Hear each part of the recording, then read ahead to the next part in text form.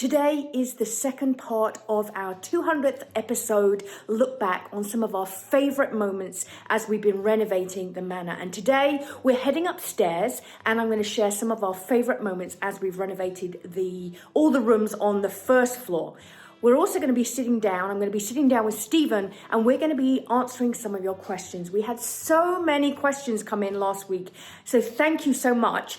And we are going to start answering those today. We're also going to be revealing the winner of our giveaway. We're giving away an overnight stay plus 2 tickets to the grand opening of the Thirsty Whippet pub. And we have a winner and I'm going to be revealing who that is at the end of the video. So make sure you stay to find out if you're our lucky winner. And don't forget, if you're enjoying our videos, hit subscribe on our YouTube channel, The Ladysmith Manor Diaries, to ensure that you see all our videos when they first come out. But first, let's head upstairs and have a look at the transformations that have happened over the last 4.5 years.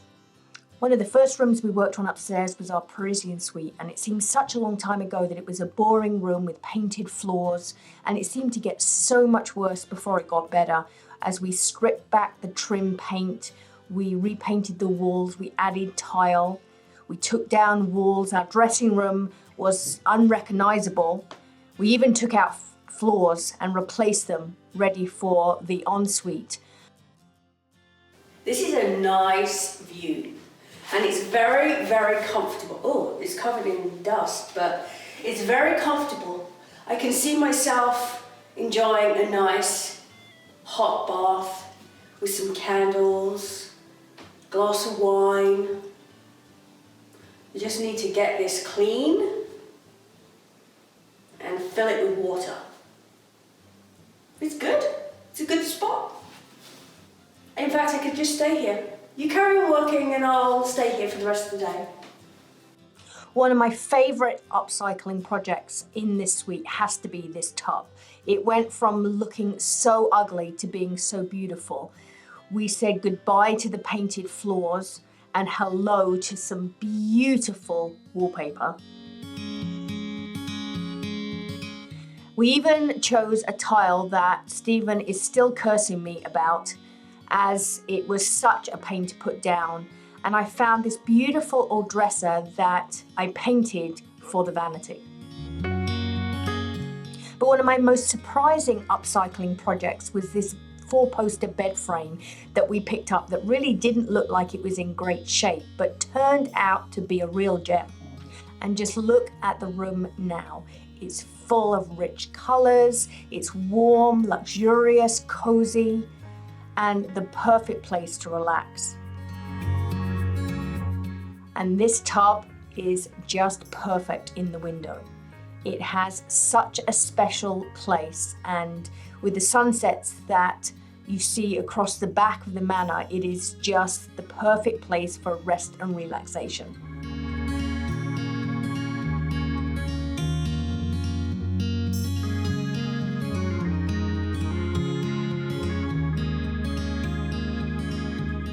And it wasn't just the suites that got a big transformation upstairs.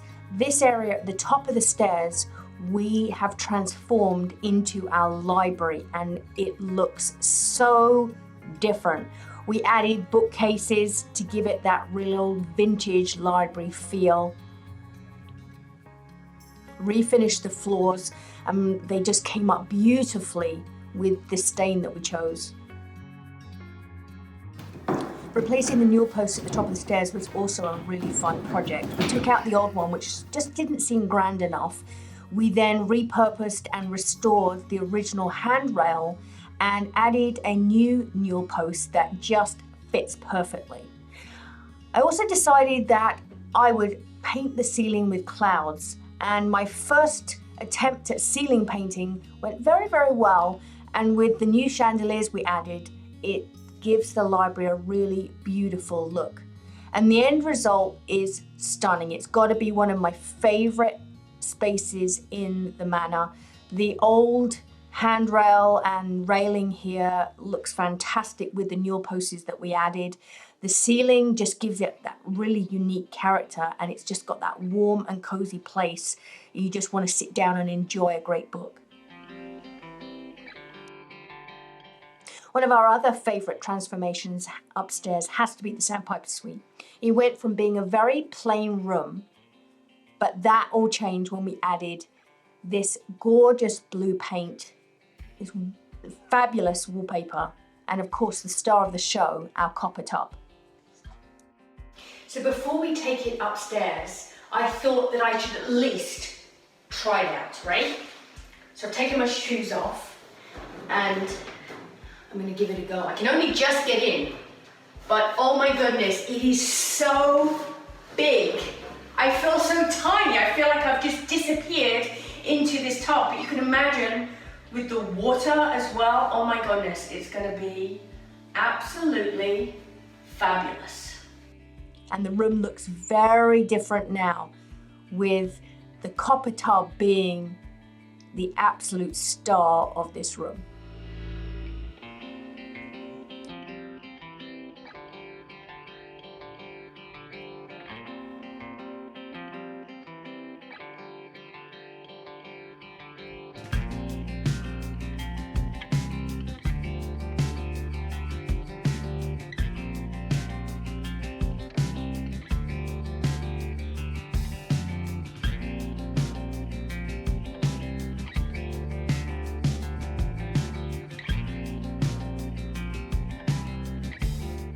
When we moved into the manor, we only had one working bathroom, and this was the tub that was in there. It had been painted green, and we decided to use it in our family bathroom. So we got an upcycled vanity, we laid some beautiful tile, and after painting the vanity and adding the tub back in, it now looks very, very different.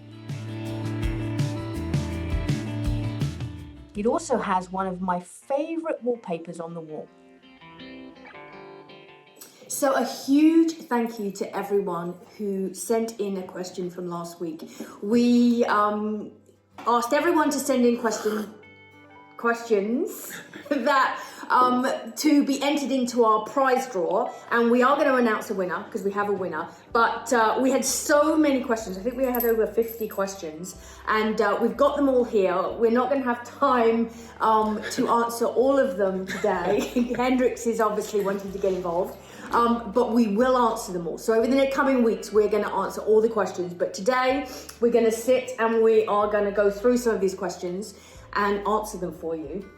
And it's really interesting. It's not until people ask you the questions that you kind of start thinking about the answers to that. Yeah. Some of them, you kind of take it for granted. So it's kind of fun. So let's start with the very first question, which is, how did you both meet and make the decision to come to New Brunswick? How did we meet? How did we meet? We actually met online. Yes. On that wonderful online dating world. That's a whole story in itself. That's a whole story in itself. But yes, we met in New Brunswick. No, we didn't. We met in BC. We didn't meet in New Brunswick at all. We met in Kelowna. In Kelowna, BC. I had a business. It was fireworks. Oh yeah, it was like love at first sight. But yes, we met online. We then had a place in Vernon. We bought a place in Vernon, and we were actually doing renovating there. But it wasn't historic. No. People do ask us all the time, "Oh, have you done this before?" We didn't have any. We had done renovations, but not historic renovations, right? So yes, we met in Vernon, and then. We were actually looking for a place that we could run this type of business. We wanted a historic house to renovate. We wanted somewhere we could do events. And in BC, that was very limited. Expensive. And there's not much history there, right? No. So it's really hard to find an old property. So we had been looking, well, actually, it kind of came down to a day in emergency. Yes. So we were doing our renovations and Stephen nearly cut his finger off, and we were at emergency, waiting in the emergency room for you to be seen. Yeah. And you flippantly said to me, "Oh, if we want an old house, we should look out east." New Brunswick. And I was like, "Where's New Brunswick?" Because I'd never even heard of it, to be fair. So I got on MLS in the emergency room waiting room, and I was like, "Oh my gosh! First of all, there's lots more historic, and they're so cheap." Cheaper. Well, compared to BC, they were cheap, right? Yeah. And the UK, what I'm used to. Before COVID. This was before COVID. And so we ended up finding this place online. Yep. So one of the next questions I have on here is, how many places did you consider before you chose the manor as your home? Yeah, well, we broadened our horizons. We looked on MLS and found a number of properties. Right. And But you always said when you saw this place online, that's the one I want. Right. But we knew that we may not be able to get it. It may not work out. So when we came out and visited, we looked at 6 properties. Six, yeah. Yes. Nova Scotia and New Brunswick. Yeah. But pretty much this was the only one we were interested in. Like the rest of them were Nothing compared to nice. this one, nothing. But not what we were looking for. No. So it really was this one make or break. This right? one had a nice location. It's secluded, and it's a large property with lots of potential. So Yeah, it's old property. yeah, Needed old, some work. had some history to it. Yeah. So we actually really, although we did look at a few others, this really was the only one that we were looking at, right? That's correct. Okay, so someone's asked, I wonder, with all the work you and Stephen have done and plan to do, when do you ever get a chance to rest and relax? Yeah, we don't do that. No. Yeah. We have one day off a year. Yeah, I think between Christmas the hours Day. of 9 and 10 o'clock at night is our rest time. Yes, we do. We always do sit down at night before we go to bed, just to come down from the work. But yeah, we don't do days off. Our last holiday was Oh yeah, because someone's actually asked, do you find time for vacation? When was your most recent? 6 No. years ago. We haven't had a vacation since we moved to New Yeah, Brunswick. 6 years. We went to Jamaica. Yeah, that's right. Yeah, and that was 6 years ago. And Yeah. that was nice. I remember that. We sat on the beach. Yeah. Yeah. Yeah, vacations, rest, we don't really do that. No. But we do try and take time for ourselves though. Albeit Do we you? have no, we go and we'll often go to like have a coffee when we're out on the way home from Home Depot. Or Costco. Or the Costco or somewhere we've gone, right? So at least we do have a few minutes to Get sit. an hour or two. Yeah, but we don't do days off or very much of that. Okay, so the next question. We had a couple of people ask us about auctions. So I know that we talk about auctions a lot. We go to them, we see them. We've had a couple of people ask us what auctions do we go to? We go to key auctions. Well, actually, it's online. It's an online auction. We do key auctions. We should tell Jared that he has to give us a discount now. Yeah, and then we also go, the live one we go to is in Amherst. Carter's auction. We sometimes go there. But we actually get quite a lot of bits. Like we find things on Marketplace. We get things donated to us. So it's kind of a combination. And we brought quite a bit with us. That's in true. The trailer. We had like 3 trailer loads. Yes, I drove across Canada. Yes. So yeah, we collected some. We used to go to a great auction in BC. We had just down the road from us. There was this fabulous auction every week. Got stuff. Well, we thought it was reasonable. We thought we were going to come to New Brunswick and find much more stuff and to be much cheaper because there's a lot more history here. Yeah. We found it to be the opposite. We actually found we could get better deals and more stuff. Well, I think there's more stuff BC, here. But there's more stuff people maybe available there. But it's much more expensive here. Yeah. So like 300% more expensive. Right. So we collected a lot of stuff in BC and then brought it with us. So, and one question we had here was any of the furniture there when you bought the manor? No. The answer is no. The only thing that was here. There was some furniture here, but it ended up in the bin. Yes, we had to garbage it all. It was garbage. The only one thing that was here was the grand piano. The square grand piano was here, and that came with the house. But everything else you see, and we get asked that actually all the time. Did the manor come with all the furniture? No. Everything you see we've either brought in or brought with us or acquired. Okay.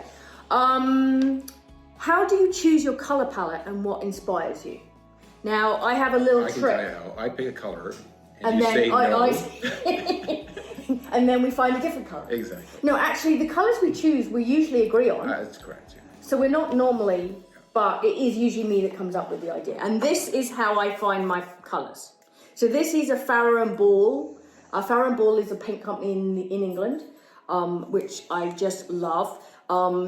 you can get it here, but it's quite expensive. So I use the color swatch. And what I do is I go through this, and this is where I all find my colors. And then I color match them to a paint that I can get here locally.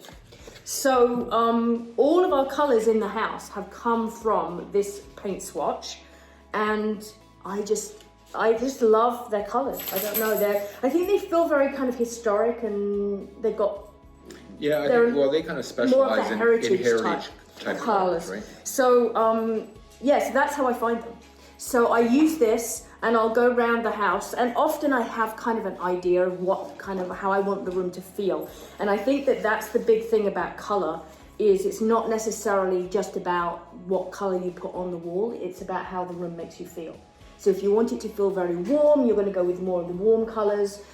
We sometimes we'll have discussions about, for example, like in here, or I use the sulking room pink. And then the discussion was, well, what color should the ceiling be? How pink should it be? How light should it be? And that's maybe not a question, but people should know that we paint almost all of our ceilings. Yes, we never do white ceilings. No. That's something that we have done all the way along, and it really adds character. And I know a lot of people kind of shy away from color. I think that's the other thing for us, is that we like using color. And I know that often some people shy away from that. They'll end up with more of the neutrals. Now, we do use neutrals, but we pair it with a color. And most of our rooms, as you're either in the manor or when you come visit, or you see in the videos, you'll notice there'll be at least one wall that is a feature. It's either got a wallpaper, has got a darker color, has got something on it that gives that room character. And we never do all the walls the same. No. That's one of my big pet peeves is, and no judgment if you do all your walls the same color, that's fine. But anyone who wallpapers the whole room in the same wallpaper, every wall, for me, that's too much. I like one wall. Or feature wall. Feature walls, and we also do the half walls. So we'll do the darker color at the bottom, lighter color at the top. Just breaks it up. But this is I can't live without my Farrow & Ball color palette. So, and what inspires us?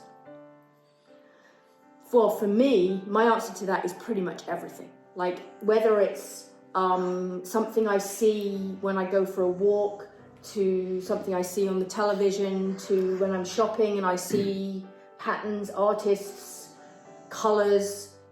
You inspire me. That was a really good answer. Thank you for that. Yeah, for us, so we watch a lot of renovation shows. Yeah. And a lot of heritage, for manor homes and such. And we see something that we like. But I'm always looking for a quirky angle on stuff. Yeah, exactly, and being quirky. So I'll find a color, or I'll find a cushion cover, or I'll find a painting, or I'll find something and then use that as my inspiration for the rest of the room. Or wallpaper is a big thing for me. So I'll often find a wallpaper and then I'll match the color paints or the fabrics or the inspiration. So the thing is, you can be inspired, there's all sorts of stuff, right? Jogs your memory or jogs your inspiration. Okay, let's look at,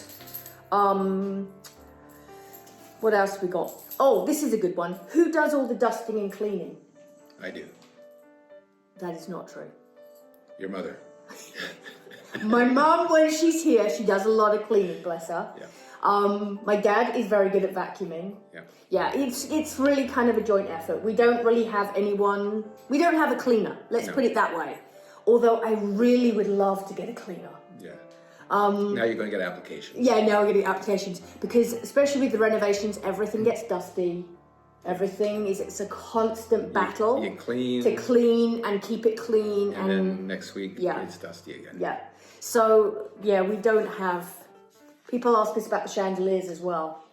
Yeah. We don't take them down and clean them on a regular basis, but yeah, it's scaffolding. You get the scaffolding out and you kind of a ladder and you go up and... They're due.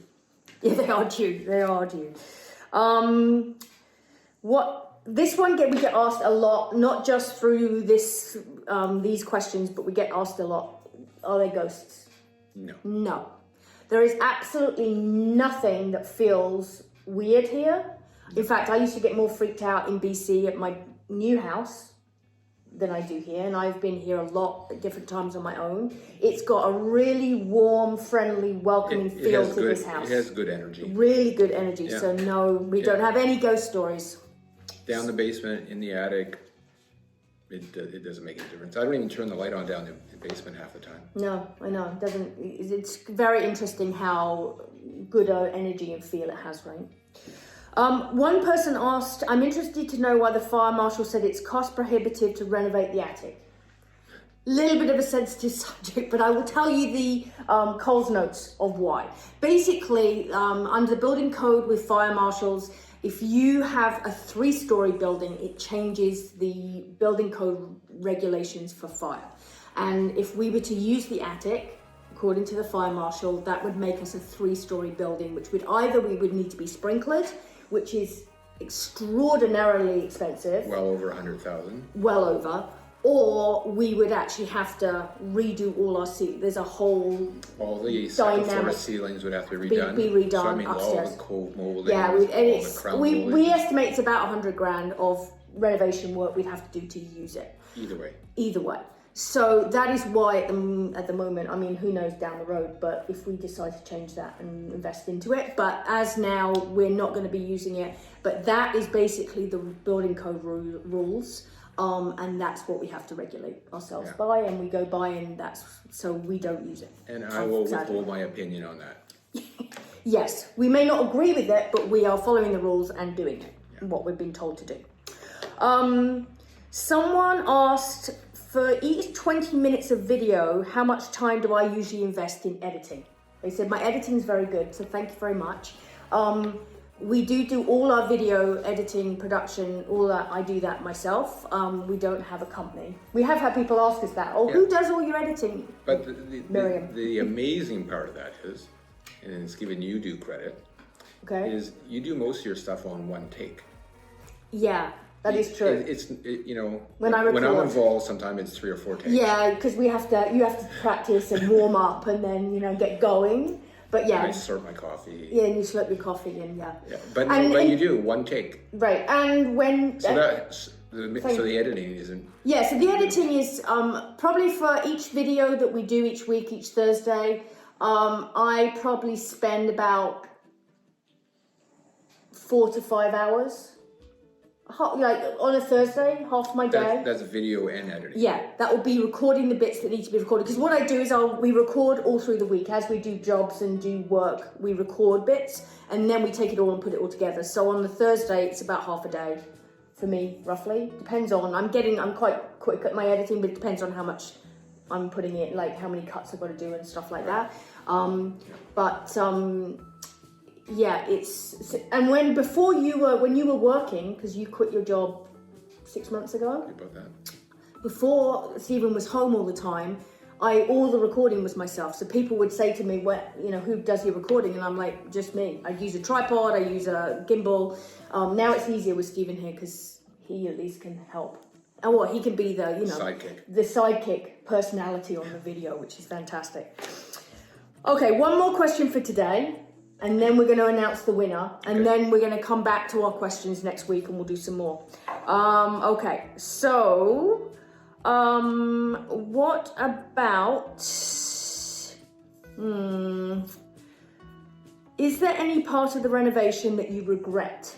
Maybe one project turned out to be bigger or more complicated than originally thought, or maybe it didn't turn out how you intended. It's a good question. Yeah. Nothing. Again, that's a hard question to say, because as far as regret, the biggest issue is a lot of the projects have been bigger than what we thought. Yeah. Because of red tape. Right. Like, it's not so much the project, it's the little details that you have to involve an architect, you have to involve an engineer, you have to involve, all the different people you have to involve just before you can even start work. Right. Yeah. And like we've spent more money on engineer, architects, plans than we were planning on spending on the renovation. Right. Yeah, and that's without any work. Yeah, and we've spent probably more money on them than we have on the renovations. Right. Yeah. So I don't think there's anything that we regret, right? No, I think there's definitely been projects that you start. That's the one thing about renovating this kind of place is you start a job and then you discover there's about 10 other jobs that now need to be done because you unearthed something. And I think no matter what they've thrown at us, we've made the best of it. And it's actually made something bigger and better than what we even planned on. Yeah, I mean, I think the biggest piece, it's not really a regret from our point, but the biggest disappointment has to be the attic. Oh, yeah. Not being able to use it. Because that was, when we moved here, we intended on making that into our little apartment and we were going to live up, put, windows in and live up there and it was going to be great. Not being able to do that has changed some stuff and it's meant that we've had to rethink. Because that's about 1,500 square feet of living space. Right, that we can't use. That we can't use. So I think that's the biggest disappointment. So now we have to live in the basement. We're not living in the basement, right? No. I was going to say, is that the new plan I wasn't aware of? There's only 7-foot ceilings down there. So. Yeah, no, we're not going to do that. But I think that's not a regret because we didn't have control on it, but it's probably the biggest disappointment, right? But we'll find a better solution. Yeah, we've got other plans for other things. We'll be sharing more. There is a question in here about our vision for the next 3 to 5 years, and we'll be sharing more of our vision in the coming weeks because we do have lots more plans that we haven't even talked about already. But let's get to the fun part. Okay. Let's announce who our winner is. So we're giving away the overnight stay and the 2 tickets to the Thirsty Wicket pub. And I would like to just say that we said this last week, but we're getting really, really, really, really, really close to having a date to let you know. Yeah. So I'm not putting a date out there yet because I keep getting tripped up by someone, but watch this space because it's very close. But tickets to the overnight, opening event and the overnight, and we went through all the questions and we threw them all in and we picked a winner, and the winner is Lauren Moy. Congratulations, Lauren! You are our winner. I will send you a message to get you, we'll get you in touch and get the tickets and get all that organised for you. But thank you for your question. Thank you to everyone who sent in questions. These are great questions. Like I say, over the coming weeks, we're going to go through. We will answer all the questions, and we will answer those each week. Do a few each week, so that it's not. And we should say that the overnight stay won't be when we first open the pub. It'll be our grand opening. Yes, so the grand opening is actually going to be spring-summer. So we haven't got a date for it. We're going to be doing a big event and we've got some really fun plans for that. So it's going to be something really quite fancy. Is that the right word? I don't know. It'll be nice. It's going to be really nice. So I will be in touch with Lauren and we'll get her hooked up with all the information she needs for that. Well, I guess we should go back to work. We've got lots more. Next week, we've got lots to show you because obviously the last 2 weeks we've been kind of doing a recap of what's been happening, or the transformations over the last 4.5 years. But we have been working away, making a lot of mess upstairs. So we'll show you what we've been up to next week. So make sure you tune in next week and we'll see you for our next episode of the Ladies with Manor Diaries.